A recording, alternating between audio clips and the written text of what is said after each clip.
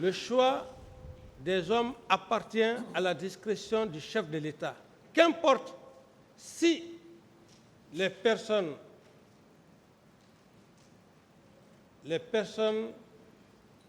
à qui la confiance leur a été prêtée, si ces personnes l'assument ou pas, qu'importe. Et très généralement, ça a toujours été le cas des trahisons. Donc, si je l'ai fait par mesure de confiance.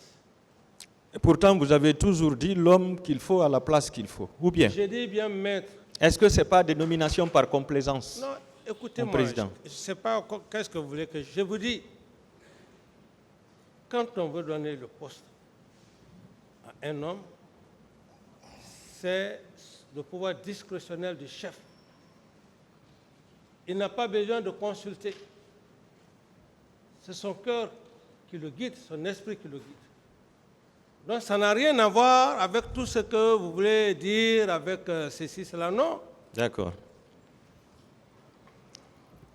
S'il vous trahit, tant mieux, c'est que vous l'avez fait sciemment. Mais s'il ne vous trahit pas encore, tant mieux, vous l'assumez. Lorsque vous nommez des personnes qui n'ont pas la compétence, mais vous les avez nommées par confiance, si ces personnes commettent des bavures, qui en est responsable? Mais ces personnes qui ont commis la bavure, c'est eux. L'autorité de nomination n'est pas Je dis responsable? bien, maître, vous êtes un éminent avocat. Vous savez ce que c'est que la responsabilité pénale, elle est individuelle. Moi, je n'ai pas besoin de vous l'apprendre. Donc, ici, si l'intéressé commet des bavures, sa responsabilité est engagée. Même l'enfant qu'on met au monde, à partir de 18 ans, ton propre enfant, on ne le souhaite pas, il commet un acte, bien que tu sois moralement le père, mais ce n'est pas le père pénalement qui va être sanctionné. C'est dans ce contexte, il faut qu'on soit... Vous avez répondu. Voilà, vous avez répondu. Dans ce sens pour mieux évoluer. Vous avez répondu. On va dire des théories ici qui n'ont rien à voir, parce que là, vous êtes professionnel, vous le savez mieux. Vous avez répondu, Monsieur le Président. Merci. Est-ce qu'en allant au stade le 28 septembre pour massacrer cette population paisible, les bérets rouges étaient dans l'exercice de leurs fonctions? Ceux qui sont partis au stade n'étaient pas dans l'exercice de leurs fonctions. C'est une violation, c'est une désobéissance. Ils ont fait fi au règlement. D'accord. Est-ce que vous vous souvenez de la première réunion publique que vous avez tenue au camp Alpha Diallo,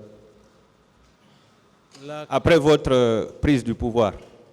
Avec les leaders politiques? Votre première réunion? Oui, parfait, avec les leaders politiques. Oui. À l'époque, oui. Est-ce que vous vous souvenez des engagements que vous aviez pris ce jour? Bon, ça, des engagements, vous pouvez peut-être me les rappeler. D'accord. Je vais vous rappeler un seul. Vous vous étiez engagé à conduire la transition pendant 6 mois, à organiser des élections pour... Je comprends déjà, oui. D'accord. Oui, oui. Pourquoi vous avez violé cet engagement, Monsieur le Président? Mais maître, j'ai pas trahi l'engagement. Je peux vous faire la démonstration. Non, vous m'avez posé une question. Oui, vous avez répondu. J'ai été victime d'un complot, donc je ne pouvais pas achever, on ne peut pas dire que... Je reviendrai sur le complot. Ceci, je viendrai sur le complot. Vous avez dit que vous allez conduire la transition pendant 6 mois et vous allez organiser des élections libres et transparentes. Mais cependant, vous avez fait plus de 6 mois.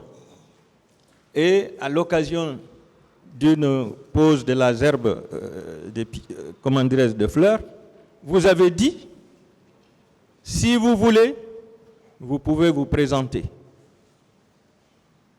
Vous êtes guinéen comme tout le monde, vous pouvez ôter la tenue et vous présenter à une élection.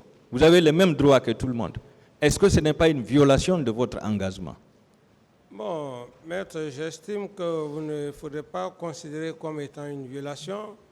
Vous savez, quand on gère une nation, on gère des êtres humains que nous sommes, il faut souvent toujours se rappeler que c'est une famille.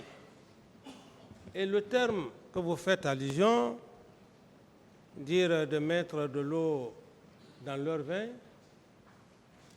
je l'ai dit, pourquoi mettre quelqu'un qui prend le pouvoir, qui appelle les leaders politiques, ou d'ailleurs un d'entre eux était déjà condamné, vous les appelez et que ces mêmes leaders-là viennent, ils essayent de vous emmerder, de vous créer tous les problèmes. À quelque part, vous pouvez être choqué, mais ce n'est pas parce que vous avez une intention. Vous leur dites simplement, vous leur mettez simplement en garde pour dire, c'est ce que j'ai fait. J'ai dit, écoutez, nous sommes tous des Guinéens. Moi qui suis devant vous, je ne suis pas né militaire. Mettez de l'eau dans votre vin. Ce n'est pas méchant, c'est une façon. Vous parlez avec vos frères. Et si les gens ont pris ça de manière à extrapoler, je ne sais comment, c'est une façon vraiment de se plaindre aussi contre ses frères.